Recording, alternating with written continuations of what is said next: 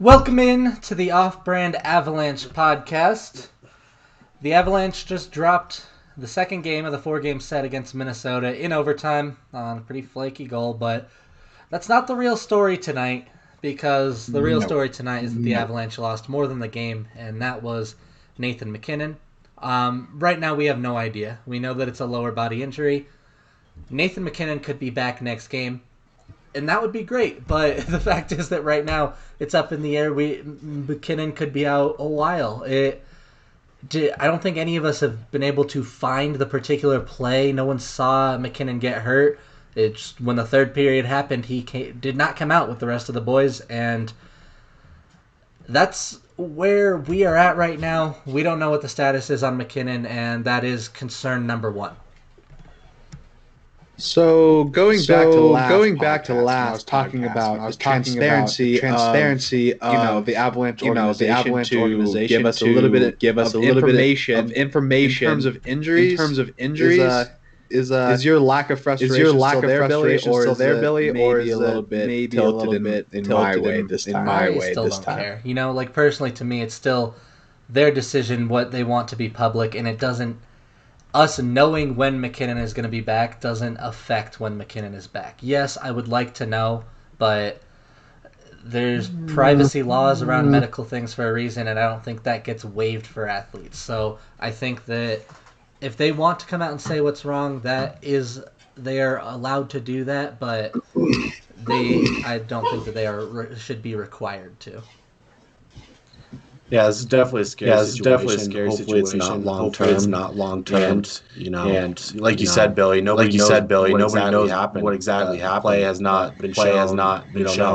We don't know. Bednar's probably giving an update right now. As we say, they'll probably reevaluate later this week. So I don't know. So that kind of worries me. That kind of worries me. If it's long term, Shane Bowers here.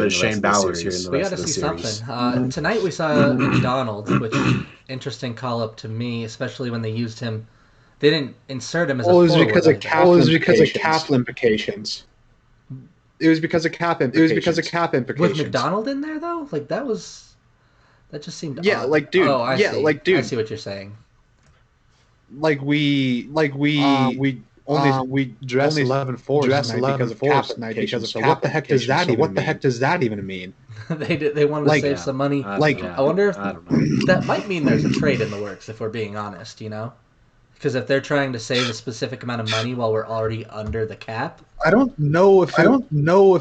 think that's what it was. It was because we were going to be over the cap, which doesn't make any sense. I don't think we have anyone that we could have called up to put us over, do we? Unless I'm blanking on something here.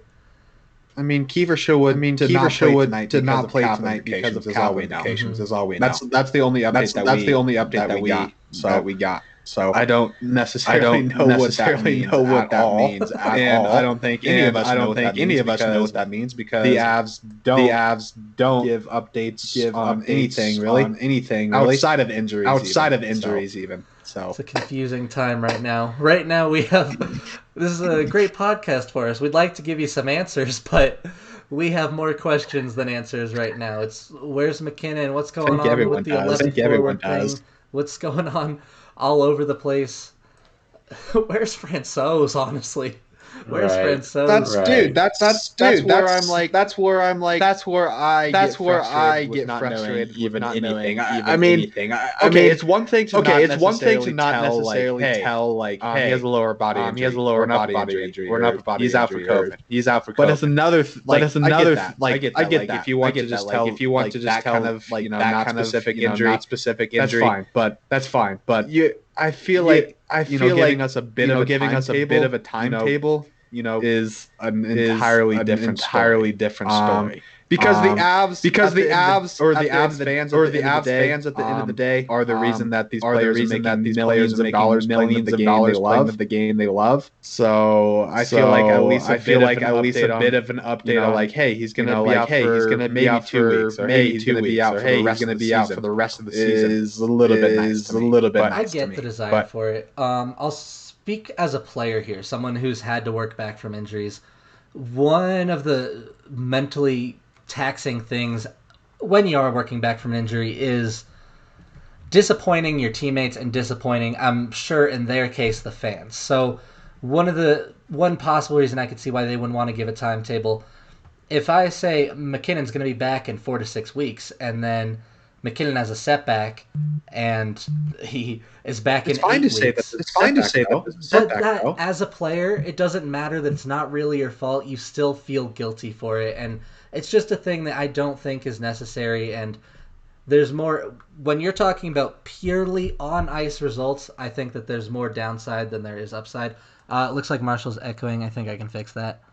Yeah, looks like I got it. That's why, like, I get it. I also want to hear what that timeline is. I would love to have it, but when it doesn't affect the on-ice results, and there is the aspect of privacy to it, there is the aspect of letting these players work back in their own way, don't put them on this tight schedule that they are going to aggressively try to compete with. I just don't think it needs to be a requirement. And so I think we have a fundamental disagreement there, but that's okay. There's always going to be disagreements in how organizations should be run. My biggest problem tonight, just losing Francouz, was Hunter Miska is not an NHL goaltender. He has the rebound control of a pile of car tires, and that overtime winning goal was pathetic. I'm sorry. It was very pathetic. Yeah, I mean, it was clearly a bad goal, but he did what we asked him to. He gave us a chance to win. The Avs had their opportunities, and that's really all you can ask for a guy playing his second NHL game in his first start. So, yeah, I mean, Zach, that's a great point. Like, and also Billy, that's a great point. He is an AHL goaltender, and that is his max. The Avs got outplayed ever since the second period. We looked dominant in the first period, and the reason that we lost that game is because second period on, we played down to the Wild's level. We let the Wild dictate what the pace of the game is going to look like, and that is the sole reason we lost this game. There are excuses to be made like, oh yeah, Miska did not play great, which he didn't. Oh yeah, we lost McKinnon. We didn't have Tage. We didn't have Johnson. But the Avs came out flying in the first period. The first 10 minutes might have been the best hockey we've seen from the Avs in this season. We have. Other than maybe and the 8-0 so why game. did that not continue? And yeah. And so why did that that's the reason we lost. Mm-hmm. There's no other excuses to that. The boys just kind of stepped off the gas pedal, maybe got a little bit discouraged, like, oh man, McKinnon got robbed by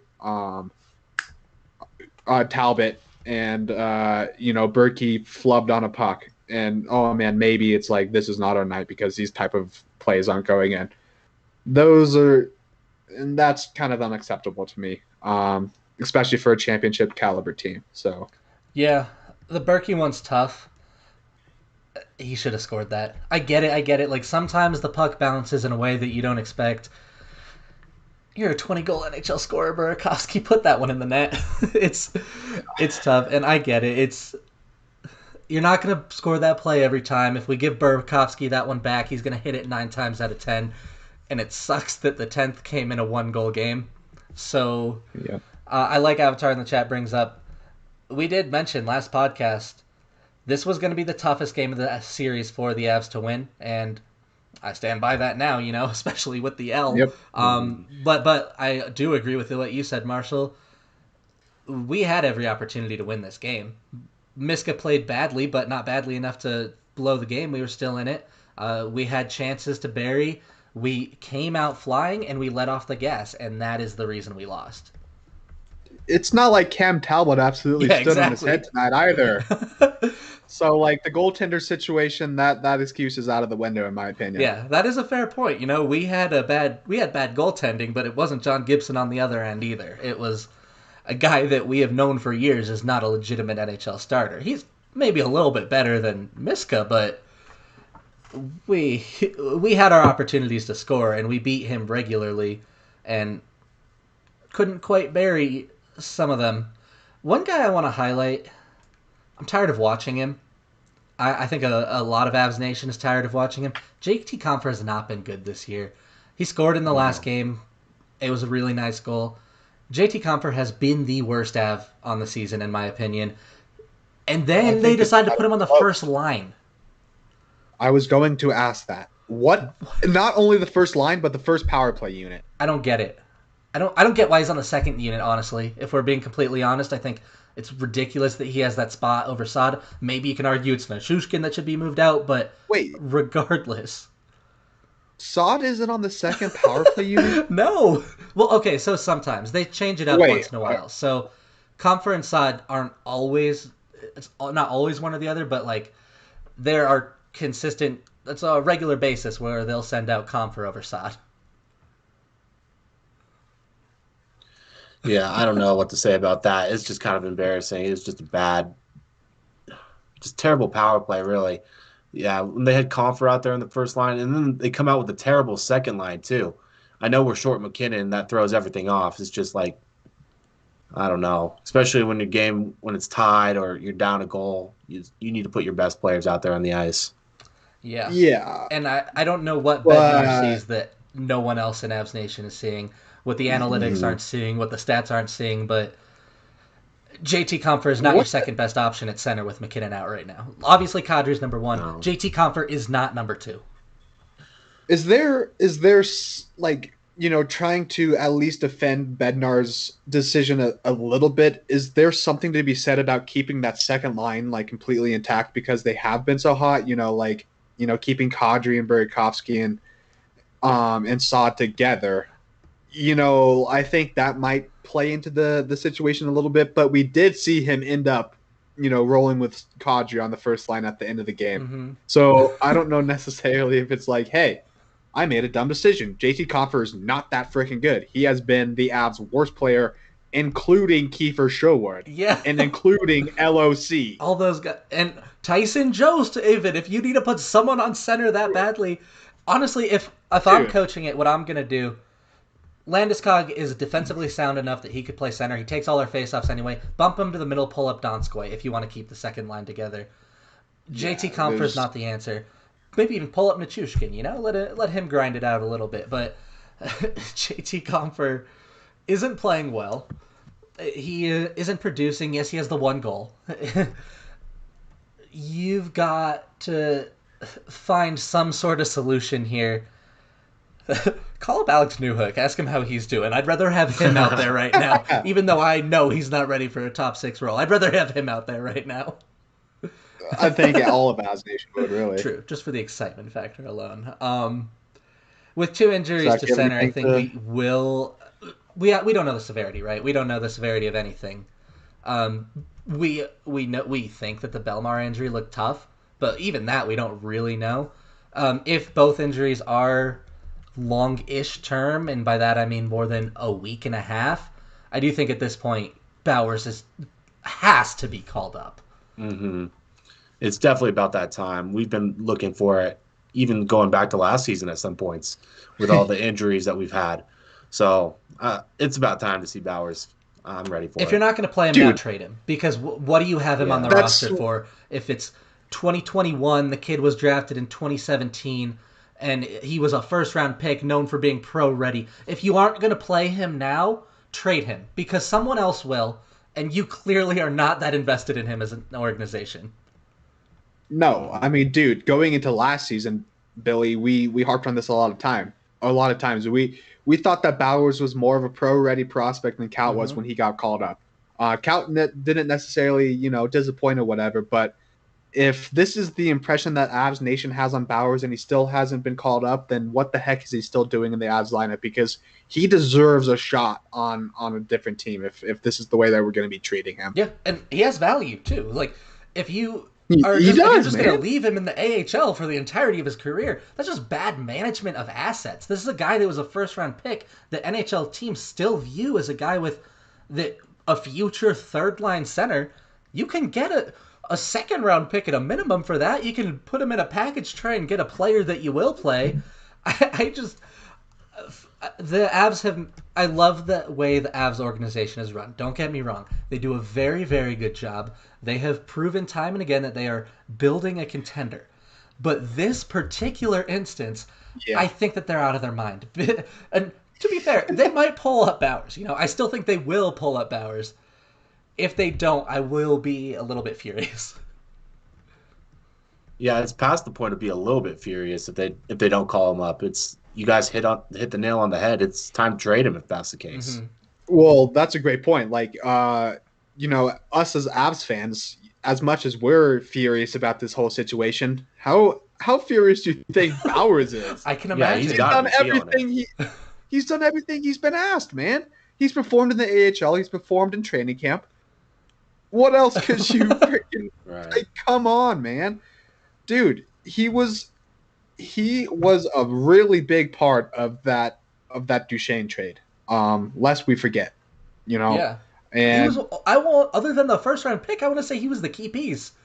Gerard was a former second round pick. Kaminen's in the KHL now. Yeah, exactly. The two biggest pieces of that trade were Bowers and then the pick that turned into Byram. Yeah. And okay, how big of a kick in the dick is it that we skated 11 forwards tonight and didn't include Bowers? I mean, tonight it wasn't possible just because of the taxi squad situation, but it's weird that it wasn't Kaut, and it's weird. But how was it? Wait, how was it not possible? Because Bowers is still in the AHL today. You have to be on the taxi squad 7 days before you're allowed to play in the NHL. So Bowers is not quite eligible yet. I thought he was with the taxi squad. Last time I checked, he wasn't. I'm pretty sure. Am I going crazy? So if that's the case, then we're not going to see Bowers even. That's why I said it needs to be a week and a half. Injury, yeah. It's not going to be the next game. Oh man, oh my goodness, yeah, Bowers this is getting crazy.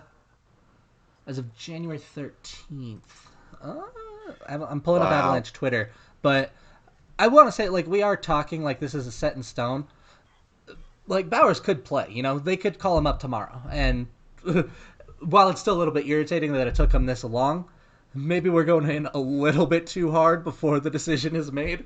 But it does sometimes feel that way with the Avs, that when exactly are they going to get to that time of letting your prospects play? And I get that there's a Stanley Cup contending team. I get that Pierre-Edouard Bellemare and JT Compher bring a little bit more of what to expect, consistency on an every night basis. But at some point when you're missing a lot of guys, it's time to look at where the upside is. And if we're going to be honest, Martin Kaut and Shane Bowers have a hell of a lot more upside than the guys that are currently skating on the fourth line. Yeah. I like our recent comment in chat. No Tays, Calvert, Bellemare, EJ, and Lost Mac, and still got a point. That's what... So, kind of going to that, I was talking to both of you guys. Like, after Mac went out and after the Avs were playing in the third period, you know, once Wild got that third goal, I was going to be pretty excited if we did end up going into overtime. I think most of my frustration stems from the way the Wild scored and just, you know, the fashion in which the Avs went out. It was, 15 seconds into overtime, 20 seconds? Yeah. The first shot. And that should have been saved, to be fair. Like, that one was on Miska. And I will say, of the 4 goals, that's the only one that I will say is 100% on Miska. There were 2 more that I think maybe could have been saved, but... The first one, not at all. The second one, definitely not. The first one, to me, was the one that, at the end of the day, no, it should have... Like, he wasn't going to be able to save it. It was behind him, but, like, maybe don't cough up the rebound in the first place. Yeah, I would agree with that, but I definitely still wouldn't put the first one on Miska. I think it was just kind of a lackluster play in general from the Avs forwards, actually, if we're trying to point some fingers. But, yeah, at the end of the day, there is a silver lining. We did get a point. Mm-hmm. Going into last podcast, like Avatar brought up, you know, this was the game that the Avs, like, had a bit of an excuse to drop, and we did end up dropping it, but we did pick up a point from it. If we can, you know, finish off this series with the Wild 3-0-1, then that's a very happy fan base from all of us. Mm-hmm. But like if we finished 3-0-1 with Mackinnon or without Mackinnon, that's a bit of a different story because it shows that we can win without him and still produce without him. But if it's I don't necessarily see a path for us to finish 3-0-1 without Mackinnon. I do. I think we still can. I don't think that the Avalanche drop off that much without McKinnon. I think we're still a better hockey team than the Wild. We still have Cale Makar and Mikko Rantanen and Gabe Landeskog and all those guys. If everyone's out, it's going to be interesting. If we we can't get Frankie back, which is expected. We're not expecting to get Belmar back. If we also don't get Taves back, we also don't get EJ back, I think it's more than likely that we do drop one. Just Mackinnon himself, easily the Avalanche's most important player. Don't get me wrong on that. He is far and away, he's a top 2 undisputably player in the league right now. Argue 1 or 2, I don't care, but he's 1 or 2. But we've got other guys too. I like even the chat here. The Moose can carry the team. The Mikko Rantanen has been a top 5 winger in the league so far this year. So we've got a lot of guys that we're still a playoff team. It's just a question of how quickly can we get MacKinnon back, because we are not the same level of easy top 3 team in the league without MacKinnon. Yeah, absolutely. Yeah, you could also see it, with that Taves comment on the back end. Those breakouts were not as clean today. Mm-hmm. You could easily tell that, and it'll be a big deal to get Taves back and all the boys rolling again, because it's just tough when we can't break it out of the zone on the first pass. If we don't get MacKinnon back and we don't start, if we don't get MacKinnon back and we do start seeing like Taves roll back into the lineup and Johnson roll back into the lineup, I think the strategy of the Avs is going to change a little bit, if not a lot of it. I think they're going to rely on their defense a lot more, maybe play that grinded out style and really rely on the breakouts from, the high-end offensive defensemen, Cale Makar, Gerard, and Byram, who all 3 had a fantastic night tonight, in my opinion, again. So there is still hope. I don't necessarily think that this team, absolutely starts tanking if MacKinnon is out long term, which I don't necessarily think is going to happen, unless something very fluky happened in the second period and we didn't really see, and we don't know anything about that yet. So this is all just speculation at this point. But right. I think that the Avs are a team that can rely on their defense. Go ahead, Scott. Right, and Marshall, I totally agree with you on that. We have the defensive core that can just score at will. Kind of reminds me, just in the scoring sense, of Nashville back in the day a little bit, when they had Weber, Suter, and Subban. They scored like 50% of the team's points early in the season. It was crazy, and this Avs D-core is definitely capable of that for sure. Yeah, I mean, Rantanen was out for a lot of the year last year, which is one of the reasons it happened, but Cale Makar was the second leading scorer on this team last year. He buries his first of the night on an incredible goal that we're going to touch on in a second, but this team can still score. I also like the point in the chat. This was just a rest day for Grubauer, so we're not going to have to worry about having Miska in net for every game. I think he's going to see a little bit more action because we have a few more back-to-backs coming up, but we're going to have Grubauer in net as well most of the time, and we're not going to have to worry about 8 rebounds every time the Wild come into the zone and on the ice shot from the point undeflected through the 5-hole. So there's some other things working for us, but I do want to talk about Cale Makar, because if MacKinnon hadn't been hurt, one of the biggest stories out of this game would have been Cale Makar with one of the most incredible goals of his career, which is saying something because he does things like that a lot. The edge work on that kid is absolutely incredible. That's why, McKinnon's a better skater, he's faster. McDavid's a better skater, he's faster. All kinds of... Makar might have the best edge work in the NHL today. I almost don't think that he has ankles, because the way he moves his feet and changes direction on a dime, and on that play, we saw him going one way, cut back the other way around the defenseman to get off a rocket of a shot that he can fire too. It's incredible to watch. Yeah. The way he just moves his feet, like you said, Billy, and he's able to change his momentum into a totally opposite direction. It's just unfathomably, how does he do that? I don't know.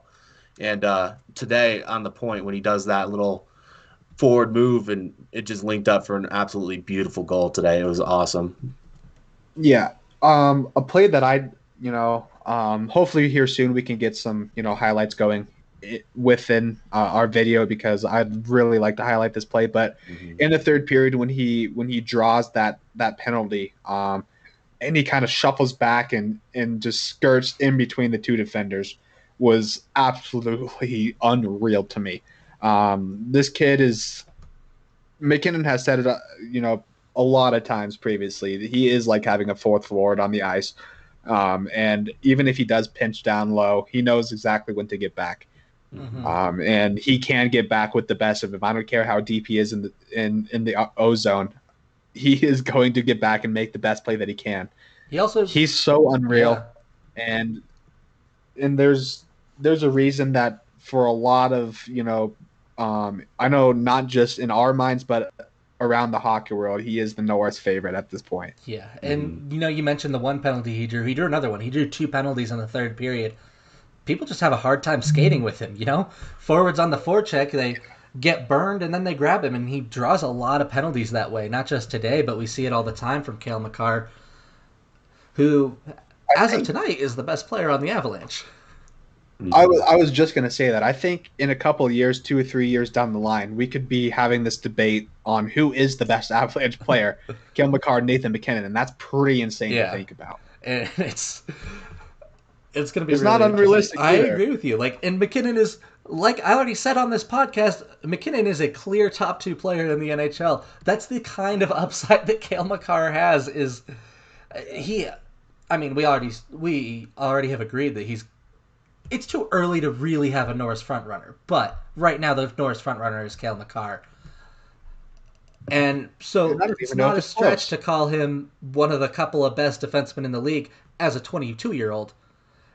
In his prime, he, I think, is very likely to be the best defenseman in the league. And it's good to see, because that's not something that we've ever really had in Colorado. And Cale Makar brings another element. If we can, I think, there's 3 pieces that we absolutely need to keep together.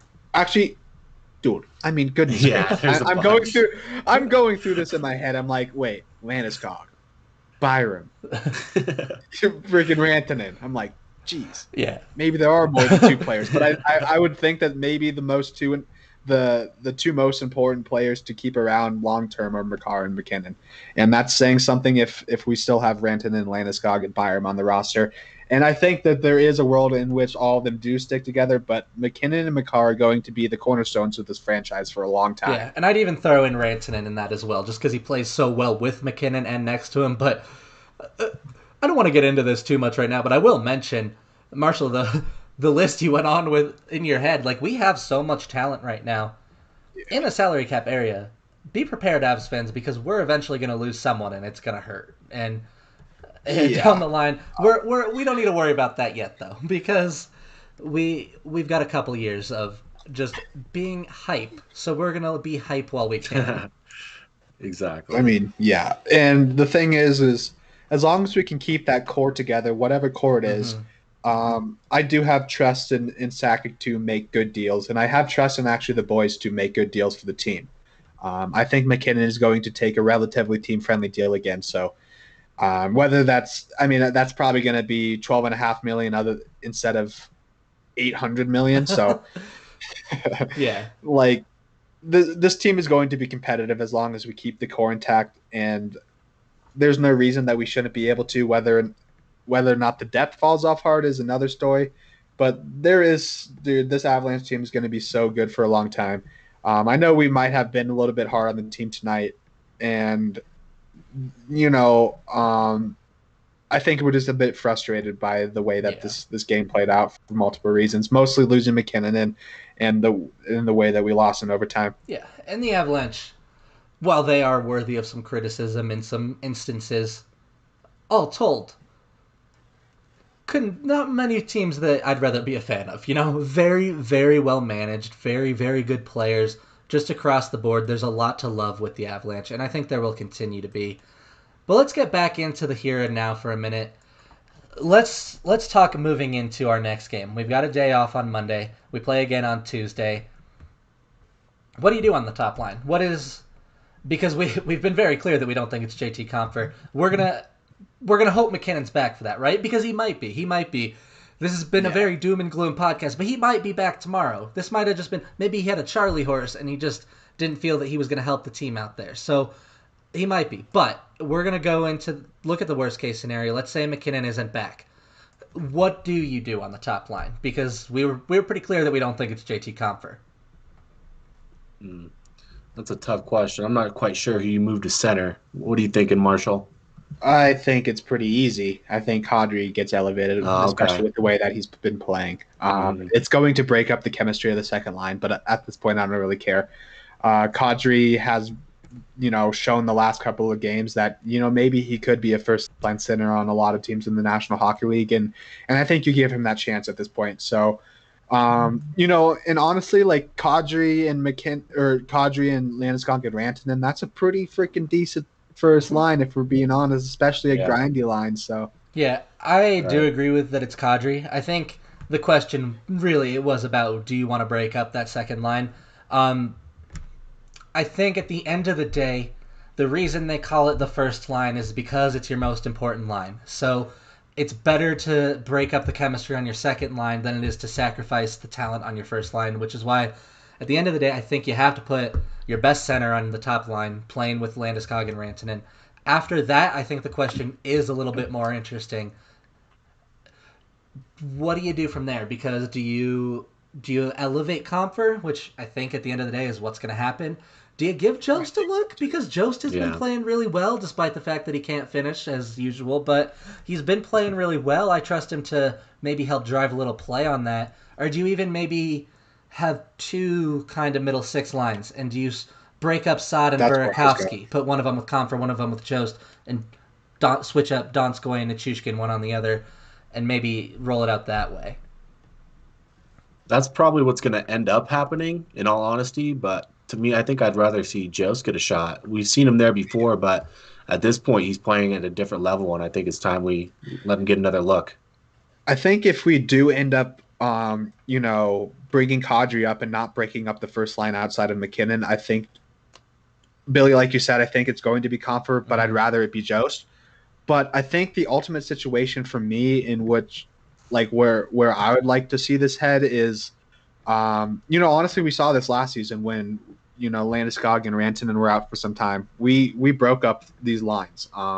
We kind of spread out the depth a little bit and play with more of like a committee type of win, other than like we're going to punch you in the face with our top two lines. So I think that could end up happening.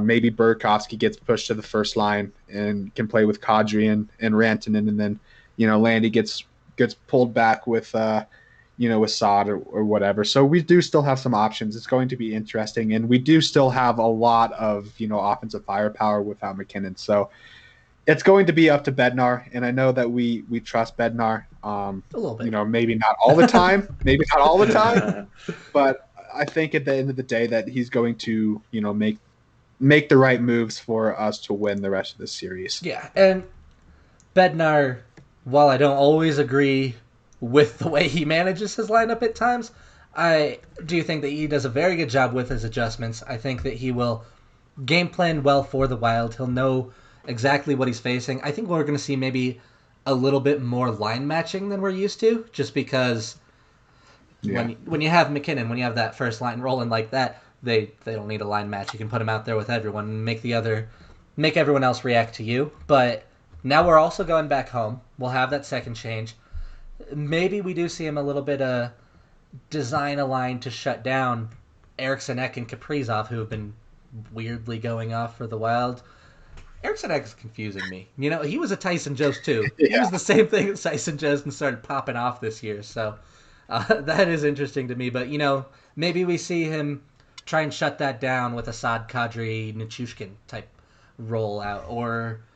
And we see Rantanen with Jost and Burakovsky and something crazy like that. I don't know. But I'm very curious to see, because I think there's a lot of different directions that you could go in right now. And I am not sure which one the Avs will choose. It's amazing how much losing MacKinnon, even just the idea of losing MacKinnon, changes the entire dynamic of this entire team, because it's so important. Yeah, it's just a different. It's a different look. It's because when you have that clear-cut number one center, that's the guy everyone's worried about, and right now there's still plenty of Avs for everyone to worry about. The Wild are not very excited to still get to play against Rantanen and Makar. They're not out there thinking, oh, we got a cakewalk now. But it's a different look, which, maybe for one game could be to our advantage, because as much as we know about what the Avs are going to do is also how much the Wild know. They are going to have no ability to plan for what the Avalanche are going to bring, because as of right now, this moment, 20 minutes after the game ended, I don't know that the Avalanche know what they're going to be bringing tomorrow. Right. So I guess I have a question for you guys. Is there any positives from the boys' play that you guys wanted to touch on today?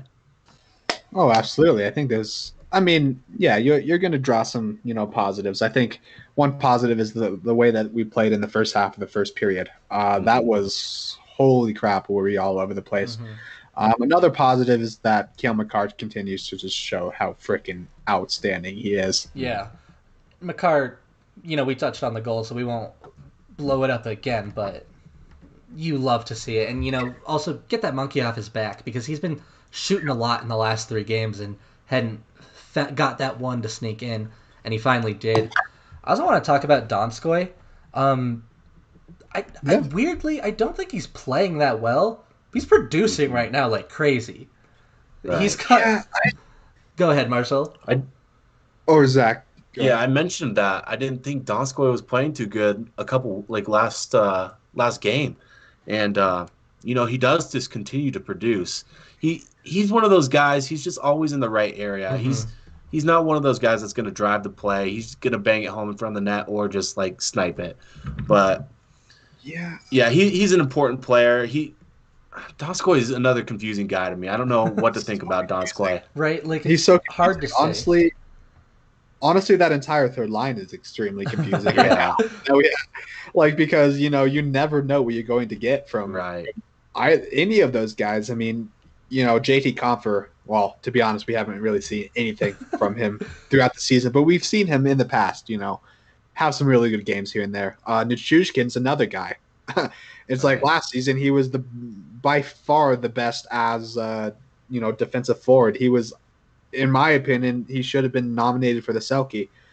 And so I think there still is potential in the third line.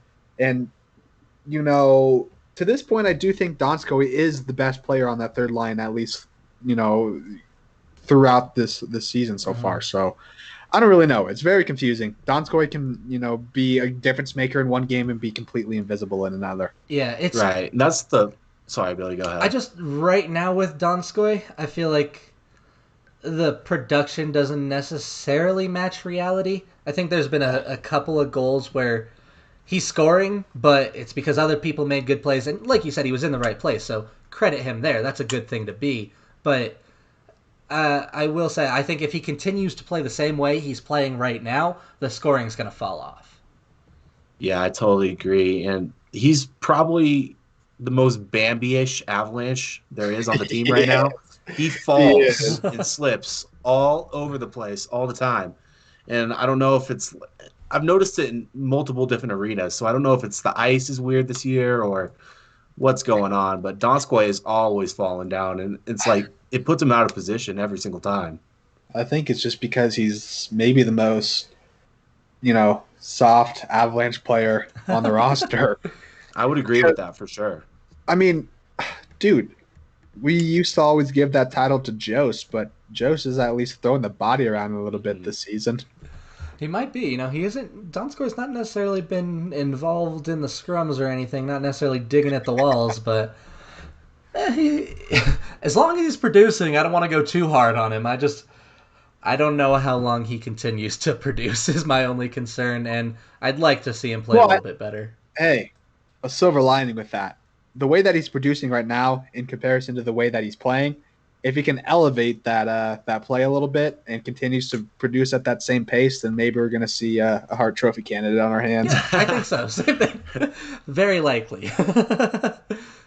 But no, you're right about that, though. That if he does elevate his play, it's the way he's producing right now, elevate his play, and he'll probably produce at that same level, which is a good thing because... Yeah. There is something to be said for that finishing touch. It's the kind of thing that makes Jost not a top 6 forward, and it's the kind of thing that has made Donskoy a middle 6 forward in his career. And it's, I want to call back to discussions we had about Rantanen in the playoffs a lot, and even a little bit during the regular season last year, where he wasn't playing that well, but he just kept on scoring. He kept on producing. He was over a point per game in the playoffs, right around a point per game in the regular season. And you know what? If hats off to you, if you're that good, even when you're not necessarily gonna produce. When you are gonna produce, even if you're not necessarily playing that well, you're still a valuable asset to your team. Yeah. I mean, Avatar, we haven't seen anything from Comfer this year, for being totally honest. It's like... And I think the shorthanded goals are almost they've almost come back all the way around and hurt us, because I think that's what gave Comfer the reputation in the Avalanche's minds for being a good penalty killer. And he still does have that ability to maybe once in a while get a stick in a lane at the right moment and generate some traffic going the other way. The problem is that all around, in general, he has been very, very inefficient on the penalty kill, whereas guys like Nichushkin, Tyson Jost has been the best of the bunch. Even Logan O'Connor recently have been very, very good on the PK, and you're taking away their playing time to give to Comfer. Yeah.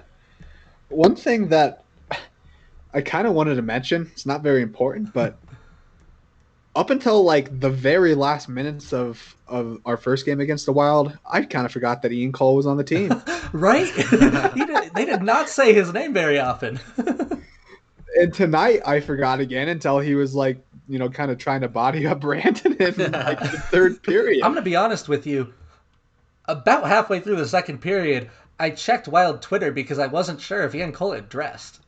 I hadn't heard his name called yet, and I wasn't going to wait to see if I saw him, so I checked Wild Twitter to see if Ian Cole had dressed.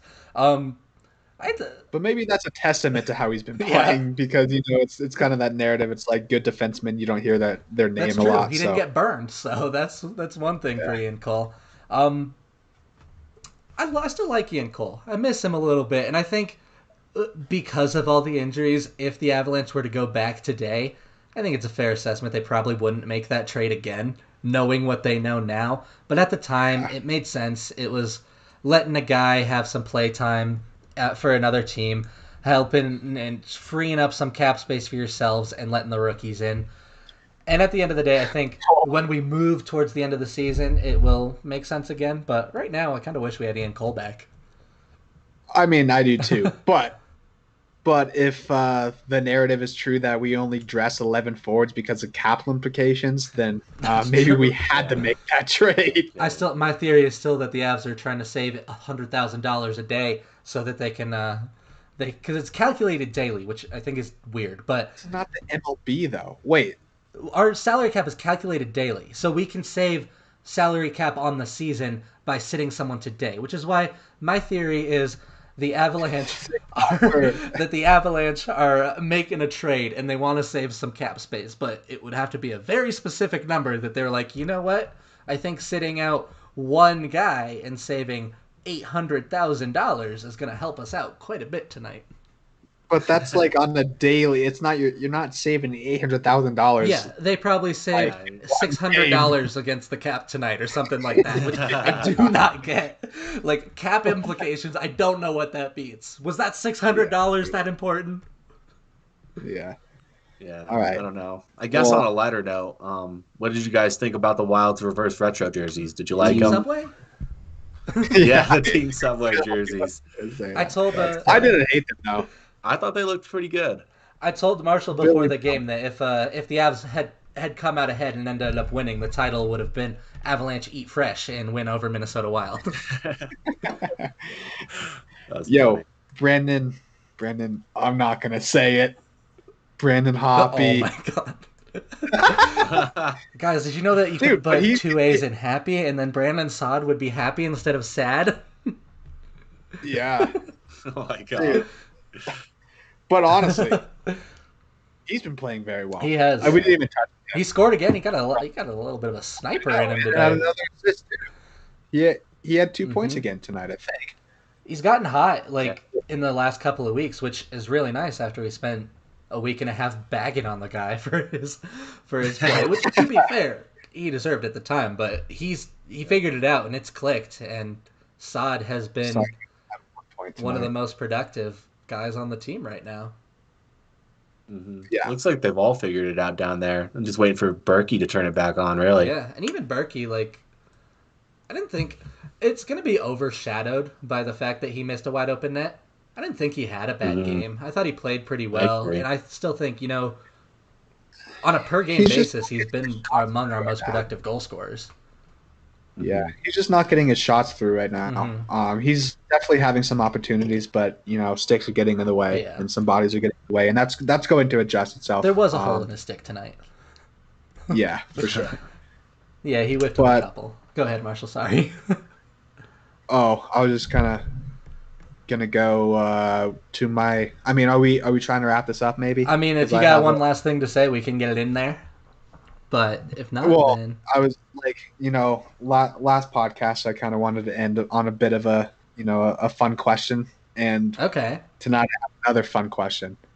So, what are the odds, in your guys' opinion, that Makar is a Hall of Famer by the time he's done? 100%. I'm sorry, 99.5%. If Makar doesn't get betting odds, betting odds minus 10,000. That's like a plus 400. It's pretty likely, but you never know what could happen. I mean, in my opinion, if he doesn't get hurt and he doesn't slow down, he'll be a Hall of Famer. That's not at all what I'm asking. Like, if we're not going into hypotheticals at this point in his career, looking forward, like if he retired today, no.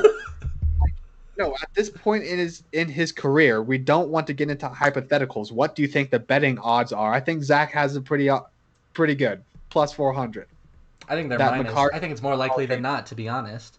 No, it's definitely not minus. It's like crazy. I would think that it's like plus 175, plus 200. That's crazy too. You don't think it's better probably than 50-50? Higher than plus 400. Oh, in my mind, totally. But to the odds makers, I highly doubt that's what they. Okay, I'll give you that. The odds makers would probably put it a little bit higher.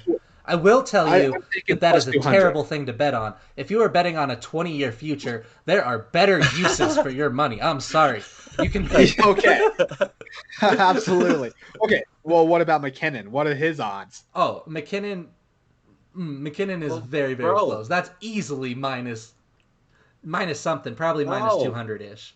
No. I would think that he's minus like 125. No, he's not minus anything. Like really? let's say Mackinnon doesn't win a Stanley Cup. Like, well, scary. I don't want to think about that too much, but let's just fucking say that. And he has an amazing career. He scores a bunch of points, but he has no Stanley Cups. He would make the Hall of Fame. Easily. I don't know. If McKinnon, Patrick Marleau and Thornton are surefire Hall of Famers. Well, McKinnon would need a steep drop off to not make the Hall of Fame. It would take like a Corey Perry drop off. Yeah, if McKinnon produces, he's been well over a point per game the last 3 years. Right. If he's a point per game basis the rest of his career, he walks into the Hall of Fame. I would agree with that, but I don't agree that it's minus anything. It's over plus 400 for Makar and. Oh my god, for sure, for sure. Oh, dude, for sure. I'm investing $10,000 if McKinnon is plus 400. I might too, and I just said that that's a dumb thing to bet on, but at those odds, I don't know because that's. Bro, Corey Perry might still be a Hall of Famer. And he had 3 good seasons. I don't think there's very many people. Won a Stanley Cup. McKinnon is better than 50-50 to make the Hall of Fame. If we're talking the likelihood from here that McKinnon makes the Hall of Fame, it's better than 50-50.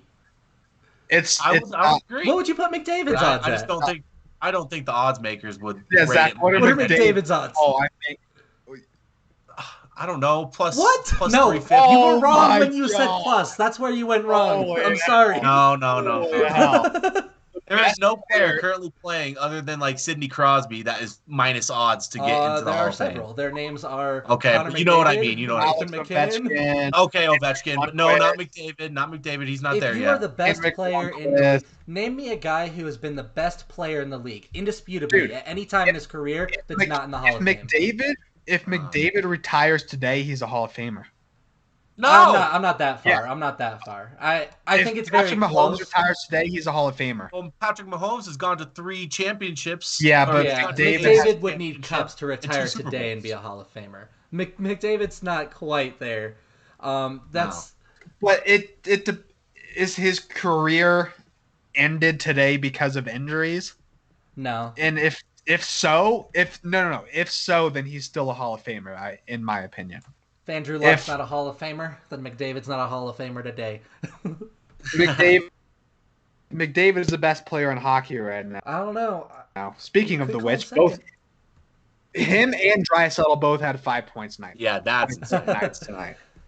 Yeah, they've been going crazy this year. Those two, I really want MacKinnon to win a Hart, but based on the start of the season, he's going to have to step it up, especially if he's not healthy.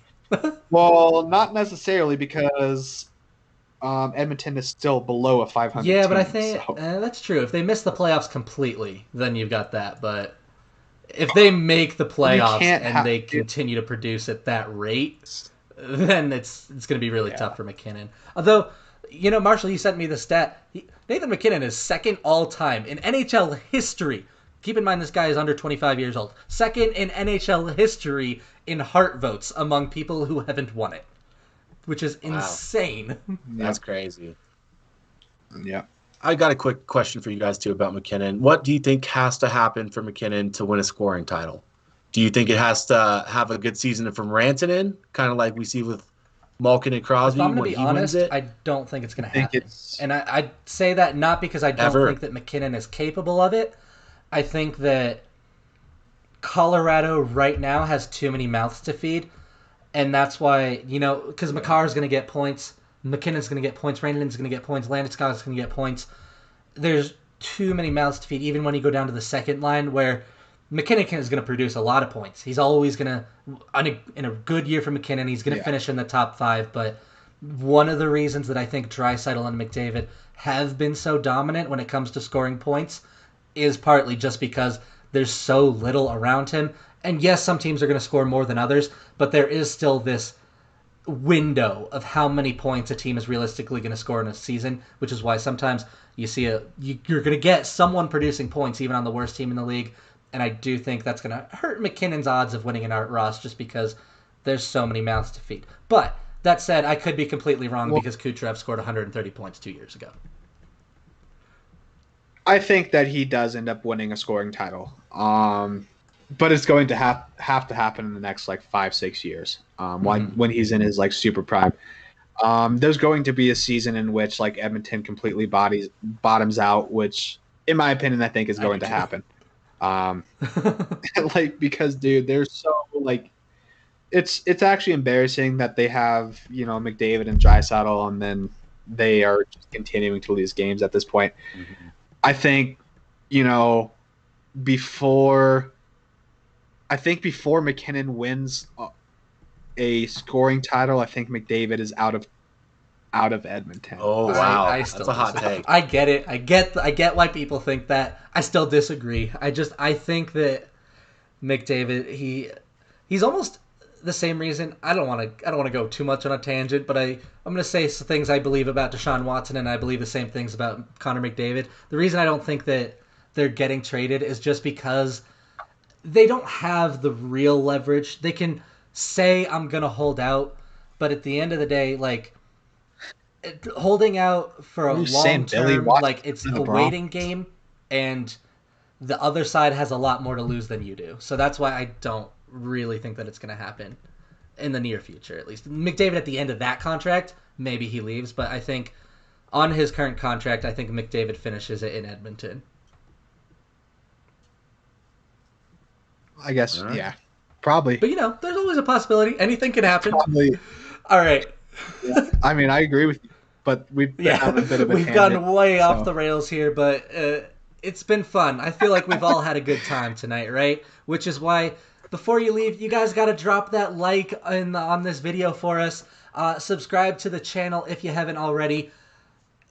We've been growing a little bit lately. We've got more views on this podcast than any of our last podcasts had live, so we appreciate all of you guys hanging out here with us after the games, but keep on doing it. Subscribe to the channel, and if you're not watching this on YouTube, check us out, because you get to see it just a little bit earlier. It takes a while for us to get the VODs uploaded to all of our other platforms, but hey, if you're a purist and you want to listen to this podcast on Apple Podcasts, Spotify, Google Play, wherever, we appreciate you guys too. So just thank you to all of our viewers, and we will see you in our next episode.